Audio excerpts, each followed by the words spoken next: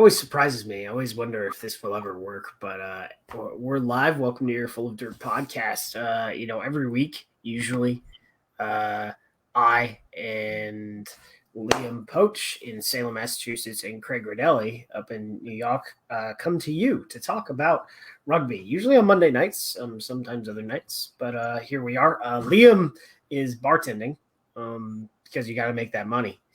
But Craig and I, we will get down to business tonight.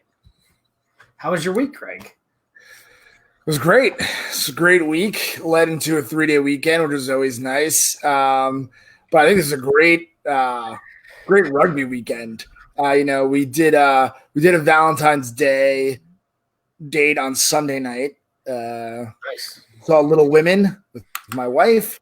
Oh, and, wow. Very good. She preferred the original version. Okay. I was going to ask, is your wife, has she seen the original? She has. I don't think I've ever seen the original. So I thought it was fine, but she felt this was lacking compared to the original. Aren't you from a house of like all young men? Isn't that me? It's just me and my sister. Never mind. Okay. Yeah, but my wife Jackie grew up with four. She was one of four sisters. Literally in the land of women. I would say I saw the original. Mostly because of my mom and sister, and that's the way it went. But I haven't seen it. I don't plan to see this one because remakes are just getting in my. We're out of ideas for new movies. We can only go back and remake the old ones now. Yeah. Interesting stuff in rugby. There's a bunch of legal stuff. I know that. A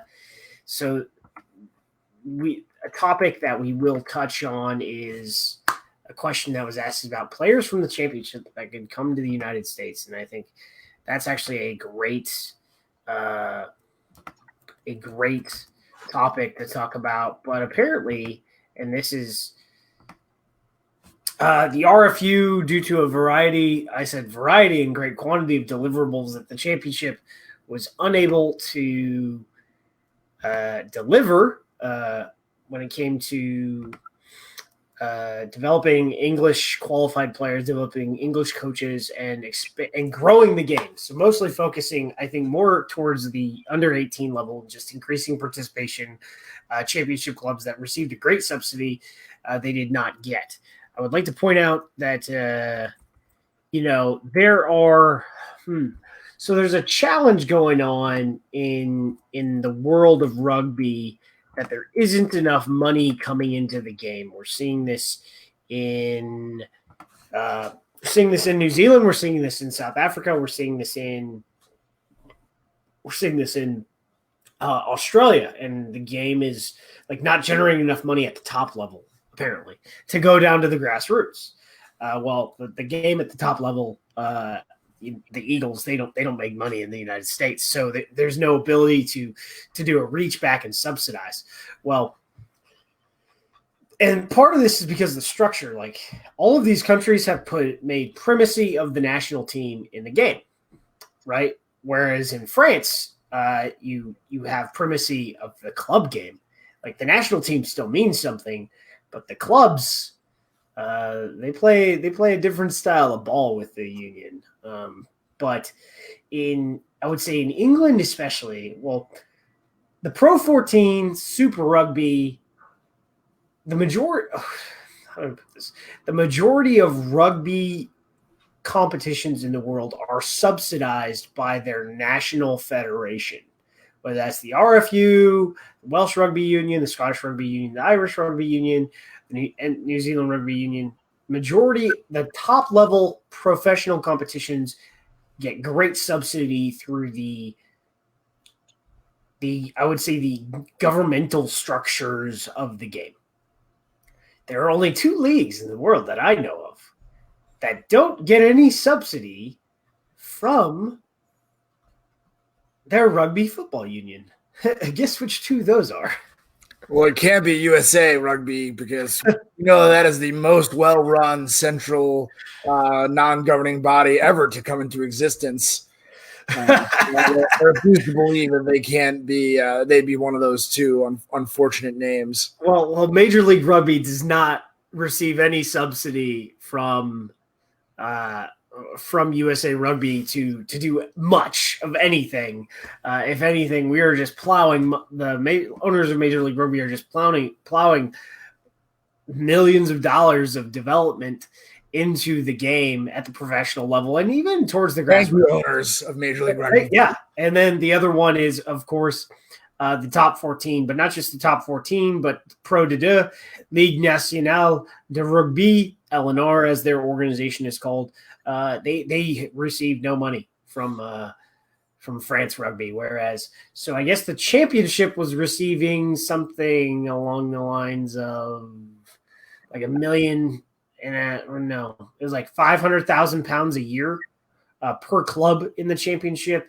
And if you go look at the agreement, the Premiership clubs agreed in 2015 to a deal with the RFU for what equates to, it was 120 million pounds. It equates to like $35 million a year in what is basically a subsidy for operational costs. It's mostly a rental fee and it's contractual. And the Premiership says we will develop English players, and the RFU is saying, well, we want those players. So basically a team gets about, a third of their wage bill, a little over like 35%. So a little over a third of their wage bill in theory is covered by RFU monies. But that's just for they want access to the players. But I wonder where rugby would be on the professional scale if there wasn't that kind of crazy subsidy in the Pro 14. Well, the competition is owned by the union, so it's a little bit different. But yeah, I mean, it's also a little of a not apples to apples to say where professional rugby wasn't subsidized by the union. In those cases, those unions have national teams that are professional that actually earn money that allows for that type of subsidy. So, I mean, it's professional from the top down, including the national team. So they can have a subsidy where we're professional, but not in the way that we're making money that could actually be rerouted into MLR. And in a way, like the contractual relationship between the Premiership and the RFU, there's a reason for that. It's like not only so clubs have to give up their players during the Regulation 9 international windows, but they don't have to give up their players outside of that. And the RFU has sought to, invest in national academy structures that are run through Premiership clubs, and also want access to players outside of international windows. And one way to do that is to pay for that. So I know that the RFU is now cutting championship funding, and there's a reason for that. And I don't think there's enough money in the game, the way it is structured in England, to even give you the same thing as France, because it's, they've evolved separately. Most teams in Pro de can go up and commercially kind of succeed. They have the facilities, they have all the other stuff. And it's just the RFU is cutting back the budget. I think that even the fees to the Premiership could be cut back as well, because the RFU overspent mostly on Twickenham, I think. They have a lot of money on construction. And, well, the RFU cut community budget 2 years ago when he hasn't gone back to community game. And, well, the championship isn't making the owners of the championship clubs aren't making the investment so that every single club has the ability to go up. Some clubs are making that investment, and like Cornish Pirates, they will have a 12,000 seat stadium in a couple of years. But most of the others, you have got like this stuff. It pisses me off for the players because you have teams that aren't getting them proper insurance. It's just crazy, and they're not making enough money. and it's intense. And then you have a lot of U.S. players. Like the championship has been a great place where U.S. players could make a decent wage playing professional rugby, and it has been an avenue for professionalism. And now that avenue probably gets cut back because of this. So yeah, there's that. But That now would be a blessing in disguise for MLR if MLR becomes a more attractive alternative to players at that level. It's kind of the almost replacement of Champions League. We'll see if that dynamic develops at all. But I could definitely see some people wedging off from the championship to now come back or come to MLR for the first time. Yeah, it'll be pretty good, I think, over, as things stabilize on our end, it will be attractive for American players that could make higher wages. They'll come back and they'll play, and maybe even attract the English sort of American qualified players to play here. But moving on to Major League Rugby, Craig, what do you think of the weekend? Loved it. This is a great weekend. This might be my favorite overall across the board weekend that I can recall in MLR history. I mean, everyone knows at this point, if you're listening to this podcast, you probably follow MLR closely enough to have realized that there were something very close to consensus picks across the board. On this show, I think we all had almost the same picks with one slight variation. The US Rugby official set of picks all picked the same winners. Of those 6 matches, 3 of them went the other way, showing you how crazy and just how much parity there really is. And they were exciting games too. I mean, 2 games this week ended with somebody held up in the in goal.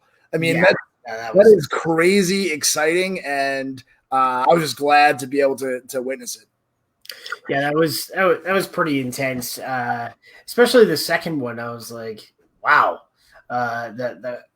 It's just it generated a lot of conversation on Twitter. People are saying they should change the law. The attacking team, if the game should not end if the team who is behind or whatever and is attacking and they get held up in the goal. Like, well, that's good defense, right? I mean, you have to touch the ball down. Like, yeah, get the ball down. Team trailing should score their points within 80 minutes. They don't have to worry about it. Yeah, so I think they were crazy endings. I think they were correct? I don't know. I thought with the Houston one, the guy was definitely in the try zone. I have no idea. Like, it didn't look like he got it down. Like, you couldn't see from the. I don't based on the angles available, it didn't look like he got it down. And he might have. But I just couldn't even tell. You just saw him dive forward. I don't think on TV there was any way to tell. Yeah, it was difficult. In the DC game, I thought he was short. And it was really hard to tell. And there was a lot of chatter about the lines that were painted into the field. Well, I will say Toronto is the only team that apparently decided to spray paint the white football lines and all the other lines on their home pitch green. So at least it was, although you could tell on the broadcast that they were there, they weren't interfering with the rugby lines. And guess what? If you complained about it and you're a Seattle Seawolves fan, come on. You guys had blue lines on your pitch for like a year and a half. Yeah. A year and a half. And it was so hard to tell. And who's the one of the pitches has the football thick white line that's football or soccer out of bounds or whatever it is, but it's in play for this. Oh yeah, that's awful. So there were some things. The passes were going into touch. I'm like, nope, that's apparently inbounds here. There were some things about that pitch that needed to change. I think that we should work on some washable paint for the non-rugby lines, paint them green, and then so we go with white lines for rugby lines. But my bigger concern was all the track and field equipment and the benches were literally right next to the touch line, like all of that stuff. So that was dangerous. That needs to change for me. But yeah, it was you tweeted about this late in the week when the USA Rugby picks came out. It was like the theme about Major League Rugby in the first 2 years has been parity. That's it. Like that's it. And I took a chance this week. I won't be taking a chance this next week on a team because I just thought injuries and the way a team played the week before would really struggle. But guess what? Austin hasn't given anyone hope yet, so don't pick them and pick them. Yeah, they scored 31 points this week. No, that was really nice. I think that I need to look. Is that these two games have they scored as many points as they scored as last year? Oh God, I don't know because that they might have. Yeah. But yeah, I agree, Doug. Doug Coyle writes in, the hardest thing for clubs is closing out a match. Credit to Old Glory. Credit indeed to Old Glory. Yeah. So really to go in on game one. So before we touch that, the rundown is we're going to do week 2 review. Then we're going to review our picks. Then we are going to make picks for next week and also answer some questions. So with game one, New England 33, victory in the hands of the Warriors with 39 points. And there you had it. One game and the consensus picks were already completely ditched. I don't know if New England is good or bad. To me, it's still, even 2 weeks in, very difficult to get a read. Now, this week they were missing probably their 3 most key players. So I guess you have to, in a sense, give them the benefit of the doubt whenever those 3 return. But they were missing tag leader, the fly half. They were missing their international Japanese prop. I'm not going to be able to pronounce it. Kensuke Hatakayama. Yeah. I think I don't know. And the Bodine Waka, who was the star of week 1. So a lot of pieces missing for New England. Still hard to reconcile that side who lost to the Warriors this week with the team that routed New York in week 1. And you knew so little about them coming into the year. So I think Utah's played pretty well both their games, and I'm happy for them they got this win. I think the jury is still really out on New England for me, and they're the biggest question mark for me going forward, where I just really have no idea where to place them. This was a very interesting game. I think the kicking game forced Utah to make a lot of ground, but they made a lot of positive meters. They had 751 meters gained. They also had like almost twice as many hit ups and more line breaks, and they just really passed the ball around. They had 121 passes in this game. Weirdly, though, their turnover ratio was pretty bad. They were 14-10. But the thing that really hurt New England was their penalty count. Yeah. I think I need to look. Do I have? Yes, I. And Hagen Schulte is just drilling. So, interestingly, I thought the Gilgronis had like 30-some penalties. They did not. They had less than. I mean, different game, but they had less than New England. And Hagen Schulte, man, he had a great performance from the boot. He's got to be the points leader in MLR right now, right? Every 2 weeks. I would need to take a look, but I'm pretty sure with that. But just the penalties were really bad. And here's the interesting thing, and this says a lot. When you can force a team to make a lot of tackles. So Utah didn't have to make a lot of tackles. They only made 88. Well, New England had to make 142. So overall, even though they won the set piece, they just didn't get the ball enough in the right part of the field to really do much against. I mean, they did a lot. They scored 33 points, but in the end, Utah was more efficient with where they had the ball, and they scored. But are the Free Jacks – does this mean I'm going to write off the Free Jacks? No. It makes me wonder how good Atlanta is, really. Like you talked about that last week. Yeah. How good is anyone? I mean, it's between week 1 and week 2, the results were so different. I don't know how you judge. I think you and I both tweet out power rankings in the middle of the week. I feel like my ranking is just going to be San Diego, Toronto, a big bunch of question marks, and then Austin. That's where I just don't know what to make of the middle of the pack there. Yeah, the interesting thing is if you look at the points table, well, the East looks good. That's right. Yeah. Doug pointed out that Rooney had the reserves in at the 52nd minute. Well, they didn't have the reserve locks in. I will tell you that. Thank God their locks went the distance. What reserve locks? There's not another standing lock in the entire tri-state area. SD feels that last comment. Feels is really hard. James Sadler. So many teams with injuries. Yeah, there's a lot of injuries. I don't know what this preseason was like, because if you look, even though Seattle had a short preseason, they came into week 1 banged up. Oh my gosh, they lost some guys in training. Every team has lost a bunch of guys in training this year. I think this is showing us that we need, like, 35-man squads probably isn't going to do it.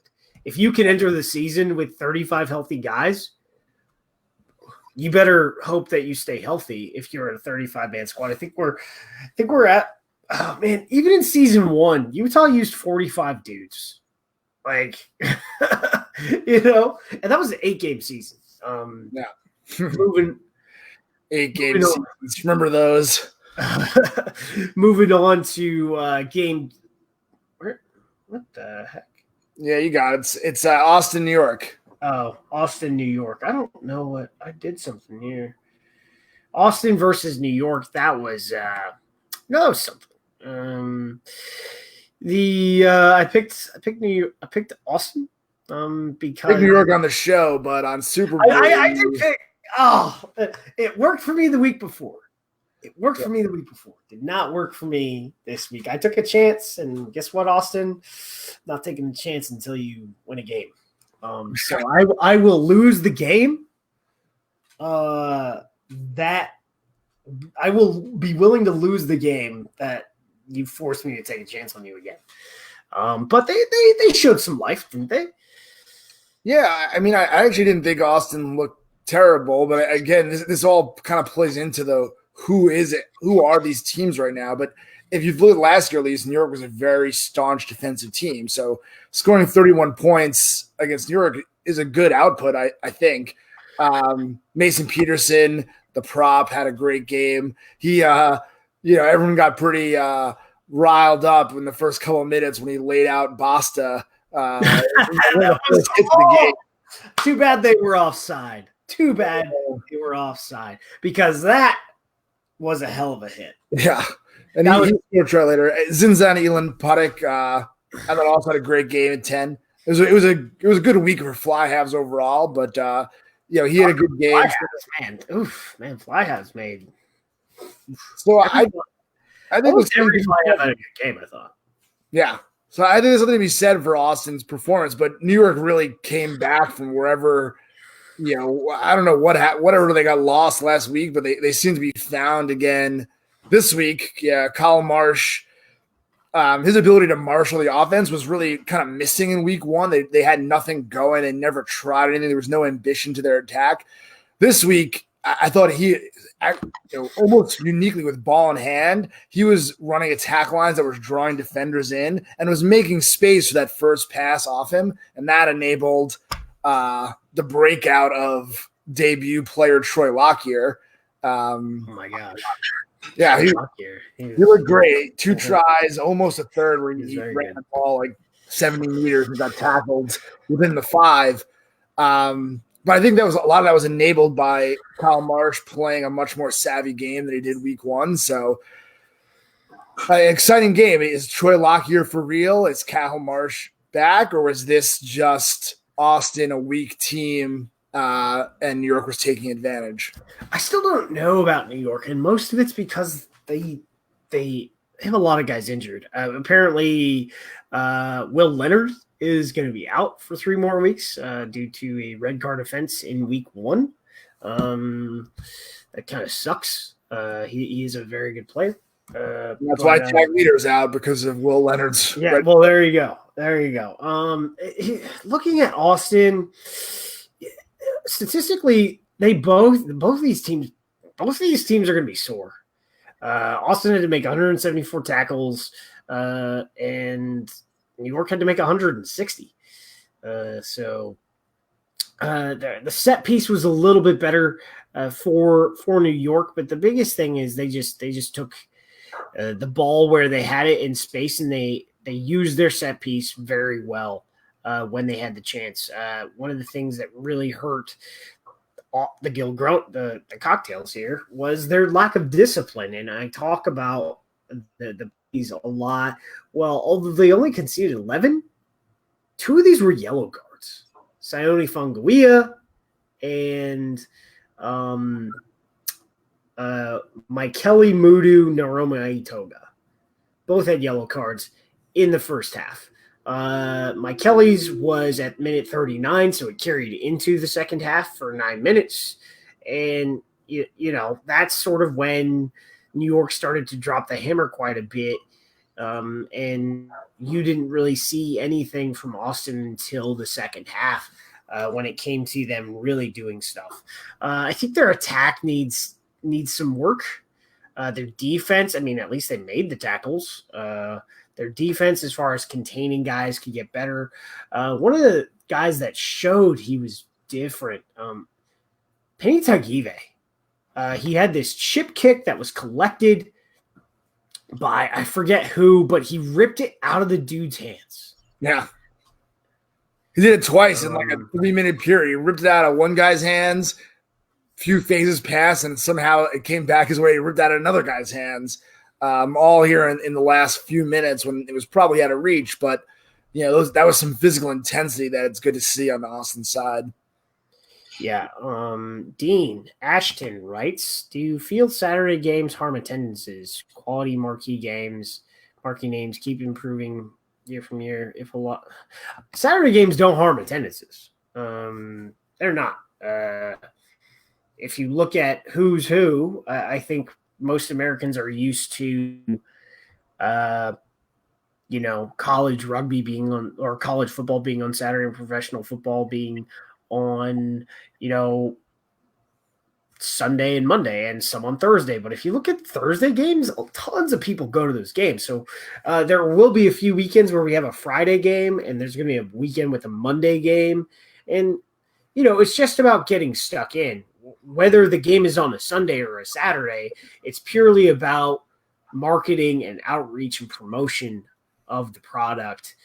Being at a time that is not during club games can help, but you want to embrace the community structure, but you can't just rely on community rugby to support this league, because it's just not going to work that way. There's not enough rugby people in this country to support a professional league. Well, yeah. I mean, hopefully there will be enough soon. But I mean, I agree though with your answer. I think there's been games on Saturday. There's games on Sunday. There are occasionally weeknight games.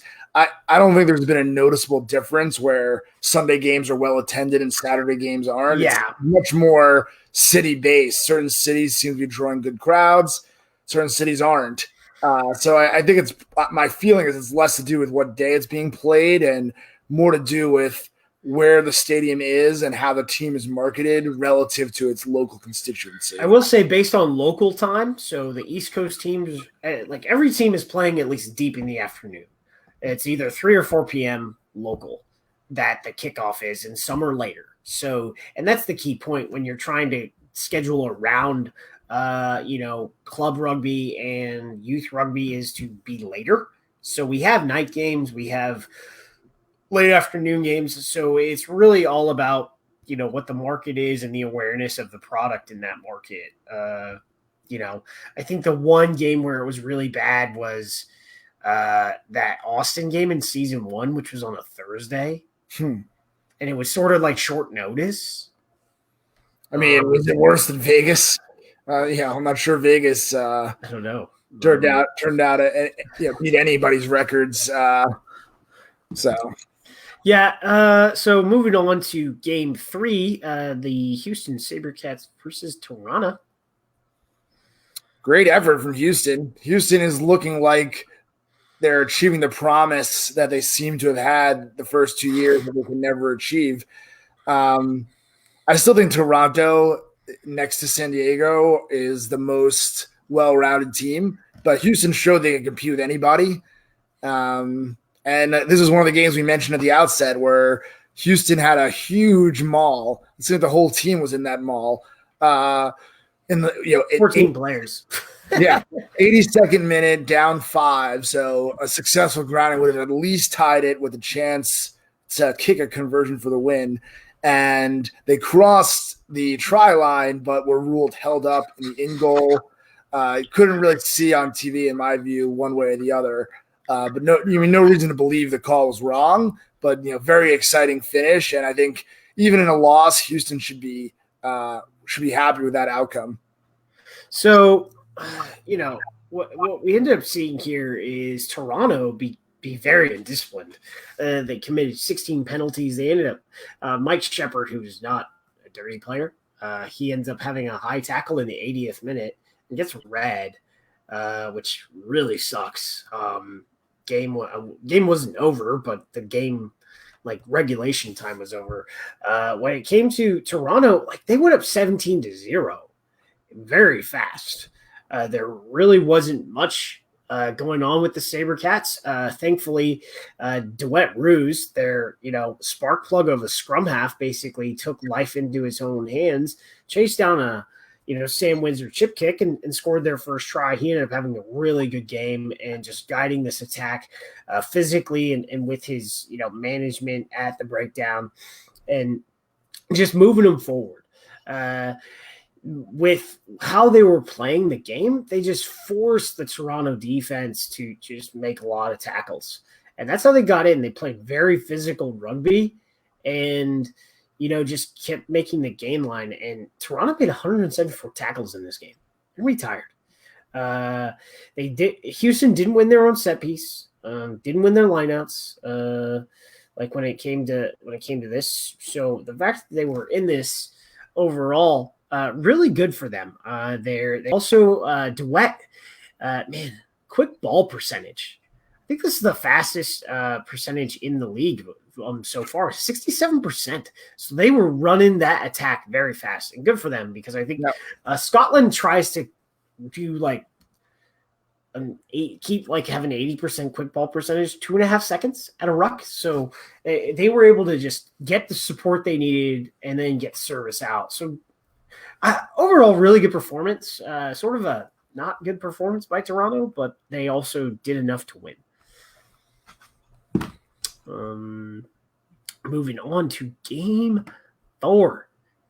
This was delicious. Seattle loses away. They are on an 0-2 stretch now, 22-28 to Old Glory DC. There's a lot of commentary about this one. So I would say in general, the Seattle scrum was better, but it was very impressive to me what one man could do for a set piece attack that the Beast did on Sunday, because the Old Glory scrum the week before was on roller skates. The gold could dictate and get a penalty every time they had a scrum and just, work them. In this way, at least on their own put-ins, they had a stable platform after the third scrum. Yeah.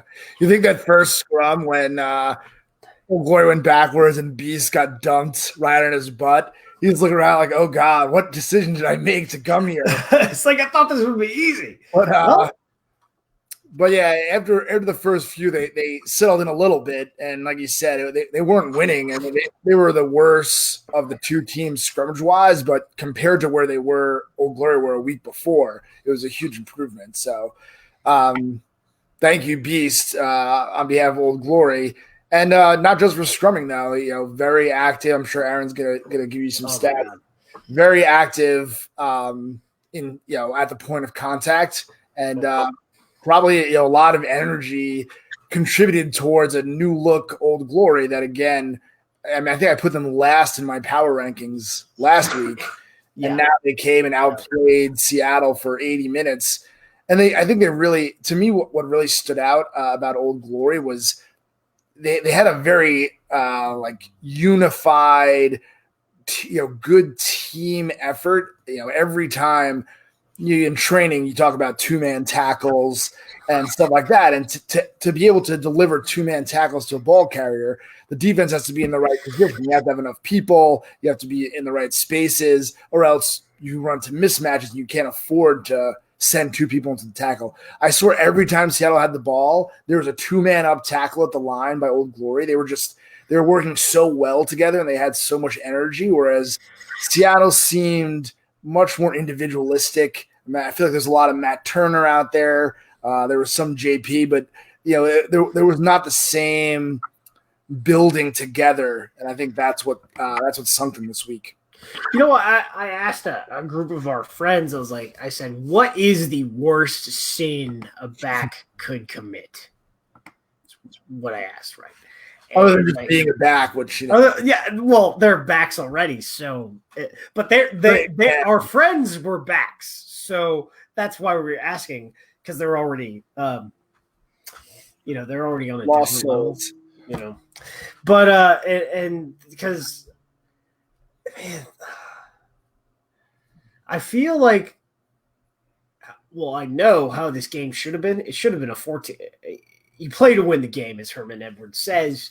It should have been like a 14-point win for the Seawolves, but man, did they play bad. Knock-ons everywhere. You had some outstanding efforts by various players. Reichert Hatting had a really good game. The pace that Nakai Penny had, he chased down Mungo Mason. Sadly he tackled high. I think, a fraction of a second later when he initiates that tackle, he tackles perfectly, but he ended up tackling high on Mungo Mason. But you had a few guys that had good games, but you had guys have awful games. I think, David Busby and Matt Turner are just pissed off because, more so it was it was a playable ball for Turner, but he ended up knocking it out of bounds backwards at the 5-meter line.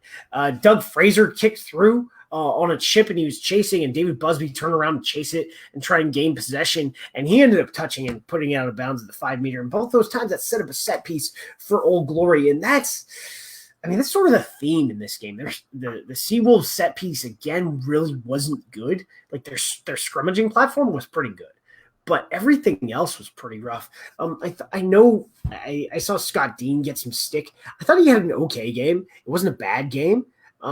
And he hasn't been given the opportunity to take this level and improve with it. So, with more game time at this level, I think Scott Dean improves, but it wasn't just like him. Like you take a lot of players, and other than like Brock Stoller and Reichert Hatting and, Nakai Penny, a lot of people did not have good performances, just various turnovers.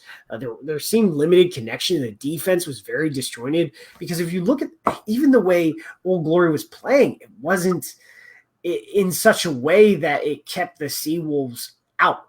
And that's how the score ended, because they weren't out. Like they were still in this game, even though they played extremely poorly.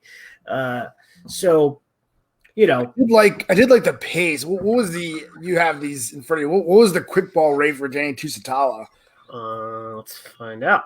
I did feel like the Old Glory pace was like very finely tuned. They kept it up, but they didn't go so fast. They started making mistakes. They just kept it up just enough to keep that pressure on Seattle and not let them, reform the defense. So the difference is kind of massive. With quick ball rate, they were at 60% to 47. Yeah. I think and quick rucks is 3 seconds or less. Seattle had 13% at greater than 6 seconds. The other thing, the Old Glory had 4 breakdown steals. So that think about how much extra time they had. 40% of their rucks at 3 to 6 seconds. So all that extra time allowed arrival of a jackal to come in. Jason Robertson jackaled the ball. Like, come on, A back. How do you allow? Is that the greatest achievement? So it's the biggest sin of a back is missing a kick and knocking a touch. Is the greatest achievement poaching a ball from a ruck? Yeah, it might be. We talked about set piece. So here's the difference. Although, Seattle was much better in the scrum. They won 100% of the scrums, and Old Glory didn't. They won 43%. But the difference was really just getting enough with the Beast. The difference in their set piece was Old Glory had 2 lineout steals to 1, and then Old Glory's lineout, they had 92% success rate, and Seattle had 73. We're talking about, at least in the first 2 seasons, what was one of the most accurate set piece attacks in the league. Yeah. So yeah, good. I think Doug Cole said in the beginning, credit to Old Glory for a huge, and I think they had a good crowd too for the home opener. It's 2,800 or something to that effect. They were sold out of seats. So I think based on what I was watching, some people didn't come, but they bought tickets. So that's key, right? Being able to sell out, and then the next thing is getting your people that buy tickets to show up also. I think that with the win, it really sets him up. Like I've talked to one of their owners, Chris Dunlavy, and they've done so much commercially. They are very successful right out of the gate, which is pretty awesome for them as an organization away from the field. And then I think they will have a decent season. Especially with the Beast here, I think their set piece and their scrums will improve dramatically, because I don't think – he probably didn't practice. They did a captain's run on Friday because he left South Africa on Wednesday and got in on Thursday and went straight to the press conference for media day, and did a walkthrough on Friday and play the game on Sunday. So this week, I think with a couple training sessions in, he'll be able to help the young props. There's a lot of on the Old Glory team. There's a lot of young props, man. Like I'll get into that. There is a question about the Old Glory scrum later on, but yeah. We know Catholic University allows alcohol consumption. Yes, they do. Nice, good find, DC. Good find. They do. We have this discussion about Catholic universities not allowing alcohol consumption versus not, because trying to find certain venues to play games. Well, Torero allows alcohol consumption now everywhere, not just the beer garden, which, oh man, that was everything I know about that was tough. Sweet. But yeah. Moving on to game number 5, Colorado versus San Diego. This one was pretty much one-way traffic. Colorado did find some pace for a little bit, but they were kind of out there for a while. Yeah. So I'll be honest. I only saw. I was writing my column with this on in the background. I was only half paying attention this morning. I think I saw Mika Cruze make a few nice plays, and other than that, in whatever percentage of attention I dedicated to the TV, I only saw Legion with the ball. So not really a surprise. Colorado's struggling here in the early going. I think it looks good. I also saw Nick Boyer in Raptor blue. Hey, he started. Good for him. I think that's good. I think that was good, and I think Quinlan. In the little bit I saw, looked like he played a little better as well. And Renee Ranger started obviously too. So I think a lot of those people that were subs in week 1 were bigger factor, bigger part of the game plan this week. And it's tough to measure yourself against San Diego, who looks unbeatable right now. It's just one of those. The scrum. continues to have problems for Glendale. The set piece continues to have problems for Glendale. They didn't make the gain line a lot. They made the gain line 51% compared to 79% for San Diego. San Diego surprisingly, they really didn't have to play a lot of defense, I don't think. Only had to make 89 tackles. Discipline. Wow. Like 18 infringements, 17 penalties, and 1 free kick from Colorado this week. I just, it's not helpful. Early on, Kalepi Fafita got a yellow card in this one, which put their scrum at a disadvantage because they had to put their backup on for 10 minutes, I think. And that created some problems. I don't know, man. It's not much. It's like San Diego is San Diego, and you don't know what to take from Colorado right now. Yeah, I'm looking at the schedule right now. Like, when is the first San Diego match where I think they might lose? I'm curious. Let me see who they play here. So they have Free Jacks, then they go to New Orleans. All right, that's a possibility there. Then they host New York, go to Austin, host Old Glory. I mean, there's not many of these. I guess it depends on what does Atlanta look like after this week. I don't know. San Diego does not play Toronto until May 10th. In Toronto. They don't play, so that's probably they're at Atlanta. No. Yeah, that's right. So they're at Atlanta on the 26th is the first. And this week, our prognostications could be just BS because everything could change because it's still we sort of talked about it. We're not sure with the non-standard preseason. We're unsure if this preseason really prepared most of these teams for Doug. I think that's administrative error because they're hiding it. Pretty sure that's an administrative error because this week they got the correct updated roster in before kickoff. So I don't know what that problem is. I think that was an administrative error. I think that will be fixed provided that Paul Mullen is not injured. I like to think that he's in the witness protection program and they can't announce his name. Yeah, there's that. It was man. Doug, if you're not watching this on screen, Doug Coyle asked why Paul Mullen is not being announced as the starting tight end for San Diego. And the final one really is New Orleans versus Atlanta. So it was rainy. The field was the field was worse than how much rain was coming down because they had a lot of rain on Saturday.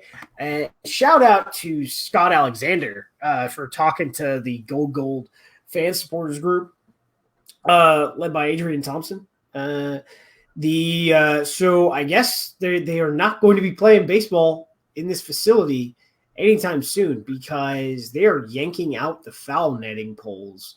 And based on feedback from the fans, they aimed to do that this week.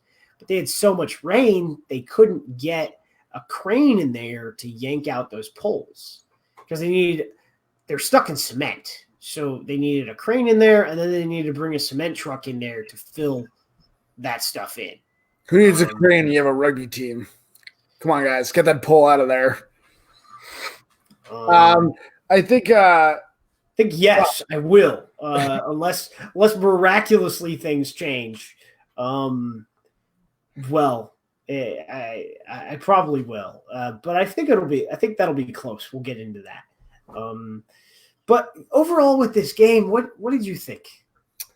I think Rugby Atlanta looked very impressive. Obviously, most people were picking New Orleans. This was my Super Brew pick of the week here that moved me up a little bit. Though I'm still chasing the big guy from the Rooney supporters group is ahead of all of us in our league right now.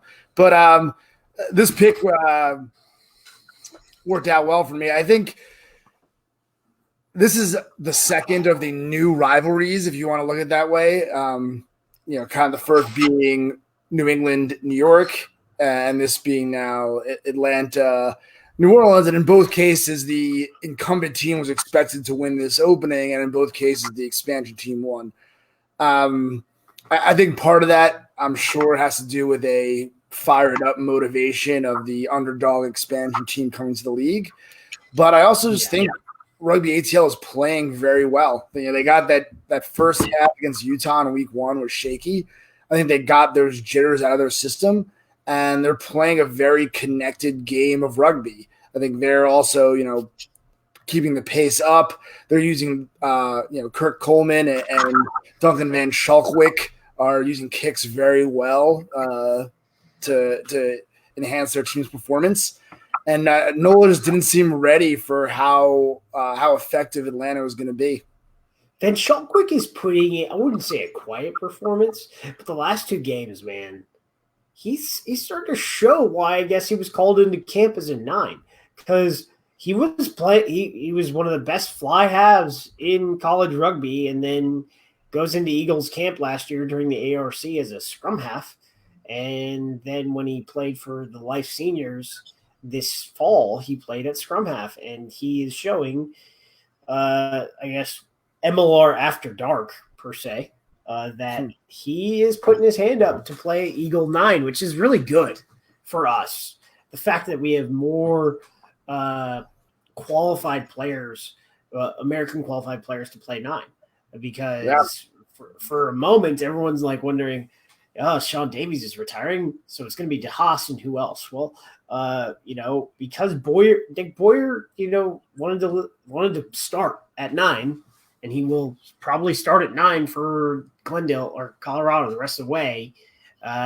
You're going to have this battle of American-based 9s with their hand up between Augsburger, who he's playing some great rugby. Right, he finished last season playing some great rugby. Didn't get to play a lot in the World Cup, sadly. I think he should have played more. But he's continuing to show why he's the top American-based 9. But Van Schalkwyk's playing very good. Yeah, there's a lot of competition right now, and there's a lot of good scrum half play in MLR this season. But I think Augsburger and to me and Van Schalkwyk are probably the top 2 in form these first 2 weeks. Yeah, in this game, they're just after that one try, which they did off like 3, Atlanta committed 2 penalties on the line out, giving them a third attempt with the set piece. After that, New Orleans had almost no attacking presence inside the Atlanta 22. When they got close, they coughed the ball up, and I think that part of that was the dampness in the air and on the pitch. Atlanta had a lot of turnover problems, but they didn't have nearly as many.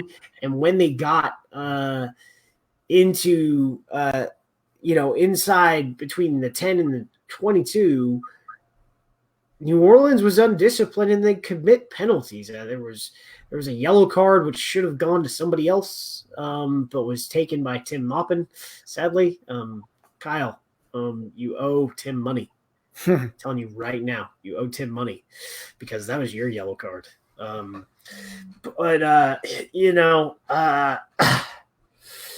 They just committed penalties in the wrong part of the field. And Kirk Coleman, made him pay with his boot, but his passes were great. There was the fly halves this week were great. Even the guys that played fly half for losing teams played great. Like, I haven't seen this good a fly half play across the league like we saw this weekend ever. I mean, yes, it's a young league, but you don't see this like comparatively this good of fly half play where almost every fly half in the Prem has a good game. Not every fly half in the Prem has a good game. Basically, every fly half in MLR had a good game this week. Yeah, You know, I agree. I think, with a couple I think that's by and large right. And I think it bodes very well for the future too, because I think when people, their perception of the quality of overall play, a lot of times the easiest first blush at it is what's visible through the scrum half and the fly half. I mean, when they're making skip passes into open spaces or they're breaking lines, that's what shows up right away and it's very apparent as a skill, increase or decrease, as those things increase or decrease. So, this, I think week 2, there was even to me a visible improvement over week 1 in terms of. I don't think week 1 we had a lot of good fly half play. No, yeah, that's what I'm saying. I think week 1 was the week of the eights. The 8 men went nuts in week 1, and then this week was the week of the fly halves. And I think that's a good building though, because the fly half is a little more complex need. So hopefully that's a preview of the rest of the season where the plays are going to get more skilled and more nuanced and more complex and executed better. Good thing. I mean, Atlanta, you had Ross Deacon in another number 8. He played pretty well. Atlanta, even though their defense in this game, very good. Although their discipline wasn't nearly as good as it could have been, I think they're starting to kind of find their stride. They won 2 games right now, and then they go home and they're going to host New York. If you're Scott Lawrence, you're liking where you're at to start the season. Here's the thing: they're doing this.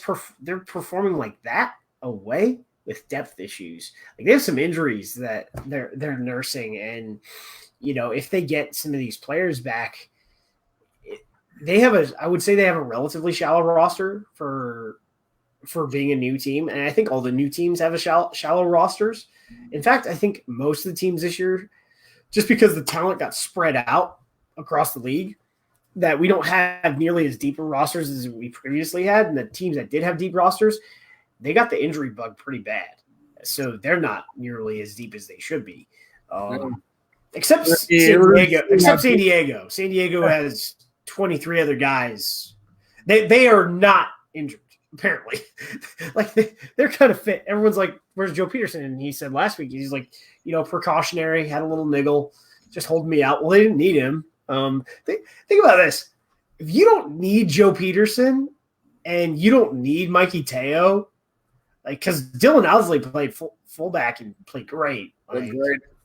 So, they have a lot of kickers on that team, which is crazy. But we're going to move on to a review of our picks. New England, butchered this. I had New England -8. Never again, New England. What was I thinking? Ags at New York. Should have stayed with that one. I did my Super Brew choice of the week and it destroyed me. Went with the Ags -2. I just had some hope that there was hope and didn't work out so well. We did not butcher this one, thank God. Houston, man. Liam was close. He had Toronto -3. I had Toronto -8, and Craig, you had him -11. Also butchered this one. None of us were close. We all picked Seattle, all in double digits.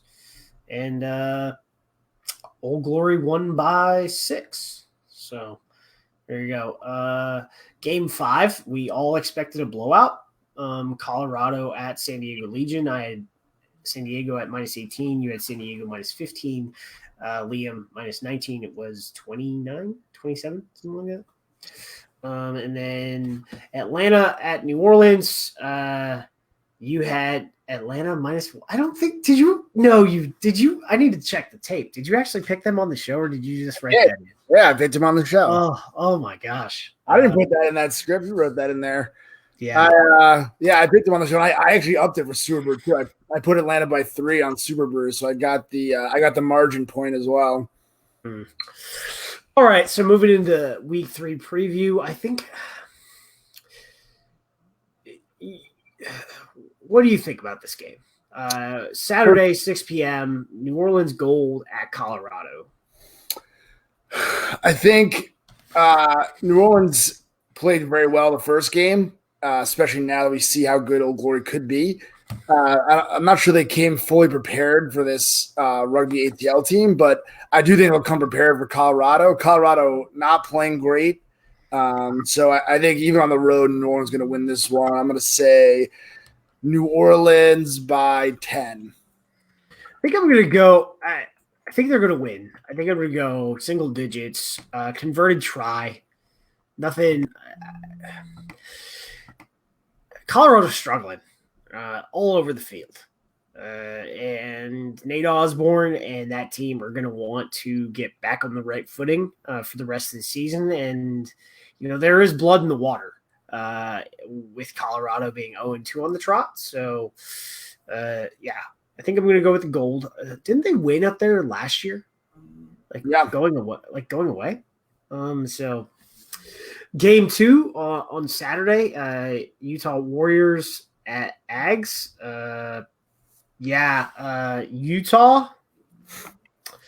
Utah by 12. You heard Aaron's pronouncement. He'll never pick the Ags again. I am going to take Utah. I think, it's Austin is getting there. They're sorting things out, but Utah seems to be sorting it out faster. But I'm going to say it's a little closer. I'm going to say Utah by 6. So this next one gets tough.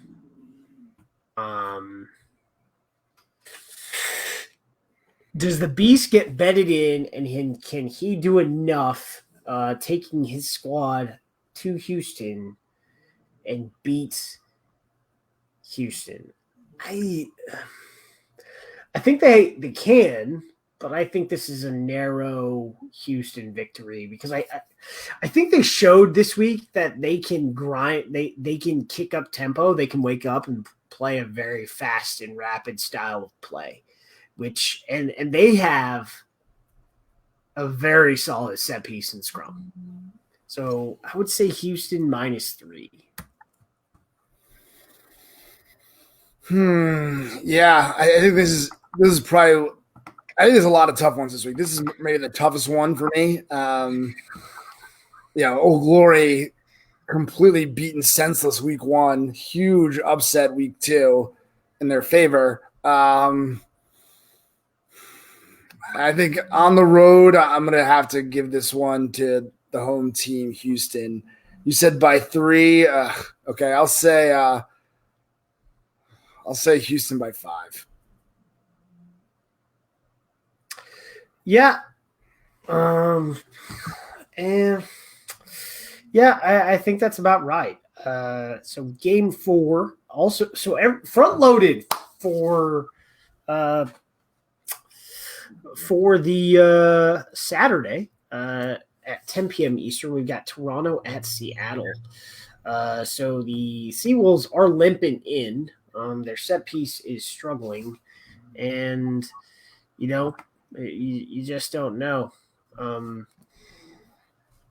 right?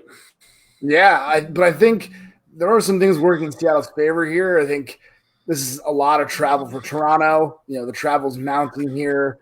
I think they've been Texas, Vegas, and now Pacific Northwest. So that's a lot of travel. They're 2-0, so they're probably starting to feel a little comfortable, whereas Seattle are going to be desperate for a win.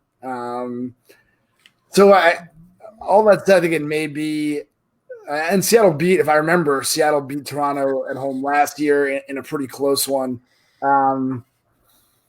Still, I think I'm going to take Toronto, but I think it's going to be closer than maybe the average margin might predict. So I'm going to say Toronto by 3. So I think losing Shep is a problem because he is such a high work rate player. Wears really losing the red card, you mean? Yeah. Yeah, for the red card. So they'll lose him for a couple of weeks. But Seattle on their heels, I think they want to come out strong, but they've still got injuries. It was interesting. So Billy was on the bench as a hooker. He is a converted hooker. He was previously a hooker in college, and now he plays back row. Well, they don't have another hooker right now. So he's playing hooker. This one's difficult, but I'm with you. I think Toronto wins. I'm gonna say 4. And they're gonna want to avenge that loss from last year in the playoffs away. So it's that's a really tough one to pick. I'm tempted to change my pick to Toronto to Seattle, but I might. Toronto. As I said last season, I reserve the right to change my pick on Super Bowl. Yeah, me too. if the rosters are completely different, on I guess Thursday or Friday when they come out, then I might. It depends. Yeah, it's a contest how much I can balance the annoying Super Bowl emails Wednesday afternoon. Pick your teams. You're running out of time. Like, it's Wednesday, Super Bowl. Calm down. Yeah. And the lineups don't come an hour before the game. Super Bowl's gonna be 26 emails by then.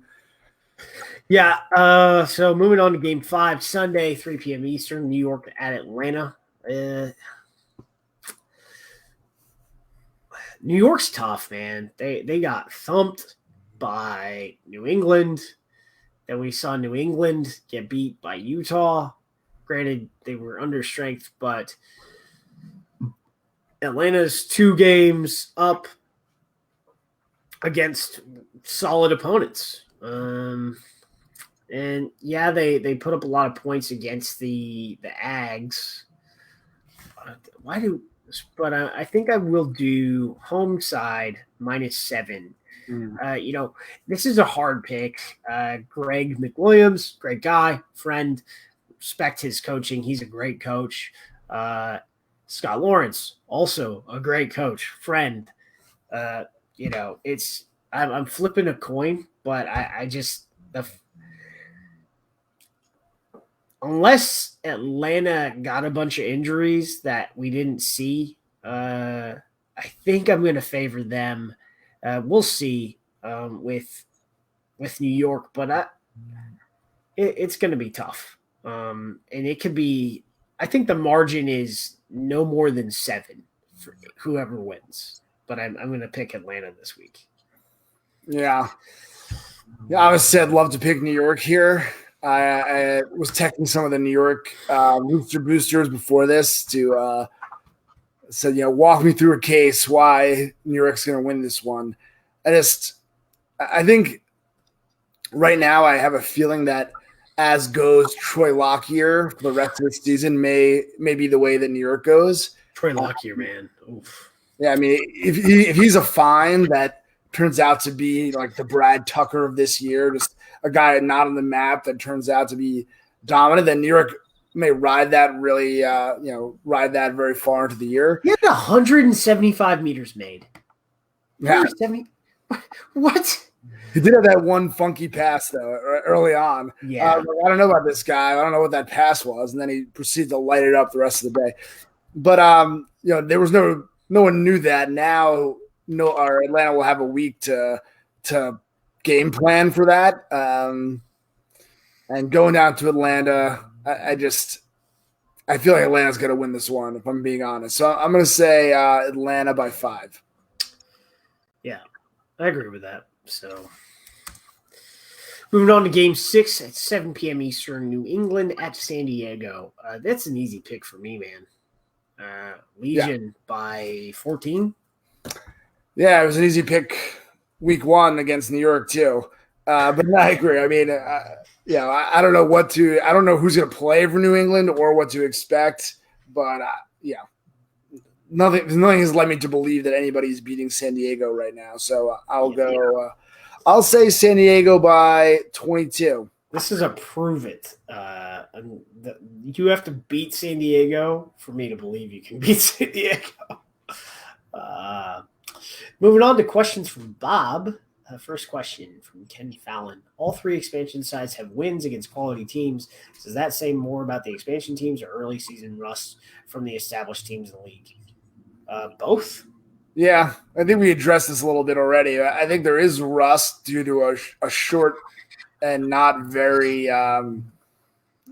whatever preseason existed was mostly against club sides as opposed to other MLR level sides. So I think there is some rust from that, but I think it'd be foolhardy to look at these 3 expansion teams and not say they're quality sides after what we've seen.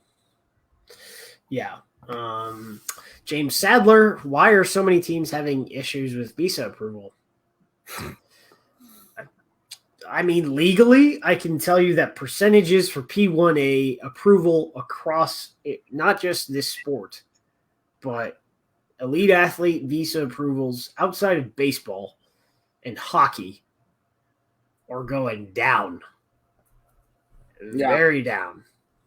So, like I talked about this a few episodes ago. Basically, you need to be a senior capped player from your country. A side don't work. You need to play in Division I of your professional competition with a resume of a considerable amount of games to prove you are an elite athlete.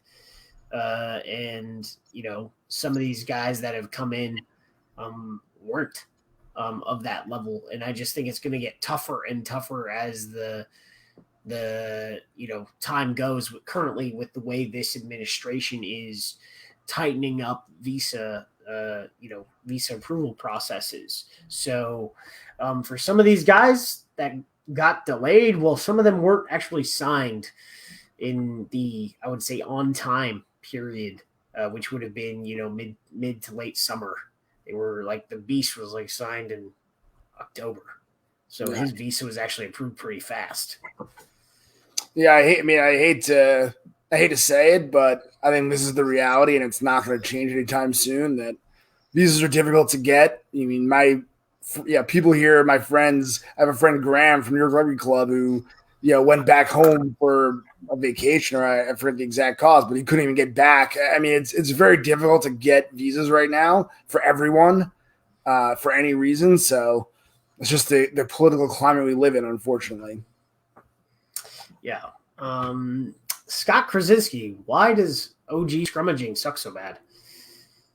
Well, not anymore. No, I mean, I think it's very difficult to diagnose a specific reason if you're not in the scrum, or right up next to it. I think there are some warning signs. It looks to me like their lock pairing is getting split and driven back pretty quickly in the scrum. You want to see those tight 5, especially, bound very closely with no space between them. And when you're scrumming in opposition to that, you want to, particularly your tight head typically wants to kind of create separation by driving between, the prop and the hooker, and then, that pressure causing separation of the locks.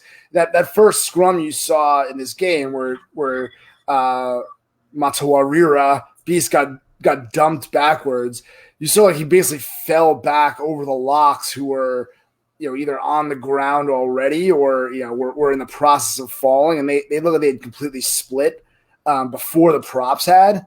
But I mean, that's one scrum. Strength and conditioning. Locks, get in the gym now. I probably, to the chagrin of Warren and Larry, our friends in the second row, I blame locks a lot for bad scrum stuff, especially when scrums get pushed back. Tightness of binds, like how tight your tight 5 is, it's called tight 5 for a reason. So if you're, as Craig said, if your locks are like actually split when they're getting set, that is a problem. One of the other things to talk about is cadence. So who's leading the cadence of the scrum? Maybe, I think some things got fixed. I think Beast had a talking with Nikali and Nakatini, and the thing, like, there was a lot more stability on that third scrum going forward. And the other big thing is, if you look at their props, you have Will Vakalahi, Gordon Fullerton. They got a bunch of props that are under the age of 22.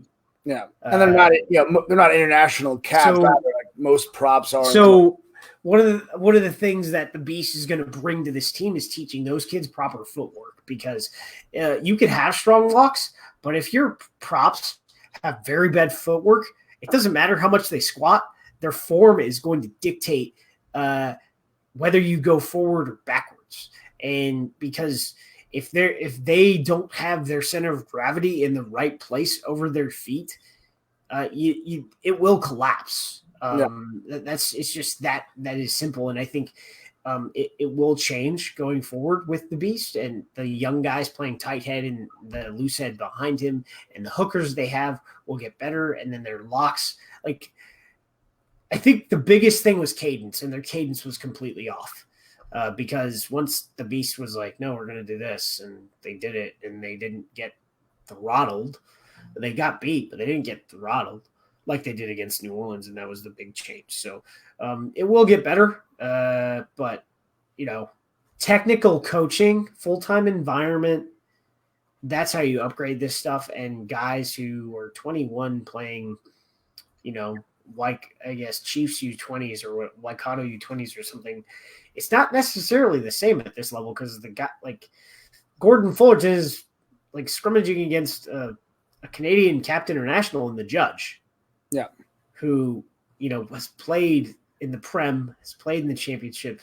I think he played pretty much every team. As I'm thinking about it right now, I think every team has at least one international front row of, until Beast came there, other than DC. Yeah, so is there a team that doesn't have one? As I'm trying to think here. Austin, I guess. No, Mason Pedersen's a USA Select. He's captured though. Yeah, not LaRome White. He's a USA Select, I think. Yeah. Most teams though have international cap. Oh, they have Echevarria, the Uruguay. Oh yeah. Rick Meyer, what happened to the Seawolves? I think we sort of talked about that. Man, they couldn't hold on to the dang ball. They played really bad. I think there's a lack of connection. I think that the team is going to look at that film and they're going to get fired up and they're going to get on the same sheet of music for this week, and it's going to be, I guess, a war or a battle. Apparently, we can't use words to describe combat in rugby anymore because rugby is nothing like war, apparently. My column today, I compared the entire Old Glory and Seattle game to a Spartan phalanx. So, obviously, it doesn't bother me. Yeah. But, yeah, so there's I will make this point to Rucky. If you looked at their – in season 1 and season 2, they had a rough start to both seasons. So this isn't abnormal. They were 2-2 to start the last season. So, just getting their feet under them. And this 0-3. Yeah, this probably has to do with their short preseason.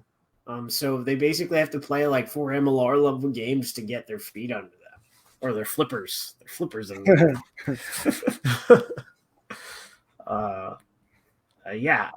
So the last question from LaRouge Rugby Podcast, our friends, Daniel Murphy and Derek Brissett. Who are the top free agents from Championship Rugby that might make the trip back to North America after the news of the cuts? Must be North American. I have some names. Yeah, I mean, I assuming free agent just means who might become a free agent and therefore come back to the U.S. These people are not currently free agents. No, they're currently under contract. Yeah, but the first person that jumps to mind is Will McGee. Obviously, just went over there, had been MLR the first 2 seasons. So he would obviously be welcome back. Though, as we said, there's been a lot of fly half talent this week. I think we were talking about it off the show. Is that although there was good fly half play, I don't think we have depth, especially, or maybe we have a lot of depth. Lack of American qualified depth is the problem because you've got Luke Burton. I think he's South African, but he's qualified for Australia. I'm not sure. Luke Burton, Kurt Coleman, Tomas Quinlan, Cahal Marsh. There's a lot of 4 and 10s in the league. And I think if we could bring over specifically American, because we're an American show, but like Will McGee, if Will Hooley got a good offer, him coming and playing, that would be cool. I think he's actually on a 2-year contract with Bedford. Pretty sure. Maybe not. I mean, think of a Will McGee as the 10 for Seattle this week. Like, how much – I feel like that would be the thing. If that were true, if I waved the magic wand, you tell me Will McGee was playing 10 for Seattle, I'd be picking him over Toronto. Yeah, right now. But the names that I had, and I said, we have a famous name. Famous name is Bukabaum.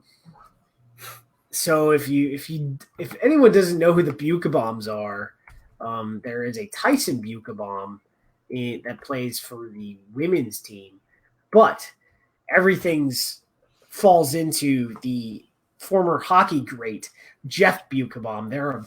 The Bukabaum family is a very big hockey family, but also apparently a very big Canadian rugby family. But Trevor Bukabaum, or no, not Trevor Bukabaum, but Brett Bukabaum, who is playing for the Cornish Pirates. How he got left out by Kingsley, I'll never know. Shane O'Leary coming back, or is another Canadian name I would bring in. Ben Landry. Ben Landry, who's kind of out there. I don't know what he's up to. He's not a former NLR player as well. If we could get him back in, I mean, there's some teams that need a lock. There's actually a few teams that need a lock. I'm to New York, Ben. We'll take you. Greg Peterson, maybe. It depends on if he gets to stay, if they get pulled up. I think he signed a 2-year deal last year before they went down, so maybe he's going up. He's going to be promoted with the Newcastle Falcons. I'm not sure, but he would be another guy to bring in. So I think we about covers it. But yeah. Thank you, Rucky. We love your work too, especially the minis. I need to buy one of those because apparently we do stuffed animals in this house. You need to buy one of those too. When is the stuffed rooster gonna come out for New York? At least Seattle has their merch on point. Yeah, I don't know about the stuffed rooster though. I have seen drawings for a rooster eating a pancake T-shirt that's going to be designed for the New England game in New York. I saw that. Oh, I need to get one of those. Yeah. Roosters eating the flapjacks or something to that effect. So, all right. I think that about wraps it up. Thank you for coming on, Craig. And, we don't have Liam on here, but that was probably a good thing because we're at 120 or not 100, but an hour and 22 minutes. So thanks for staying on for everyone that was on, and we'll see you next week. Good night.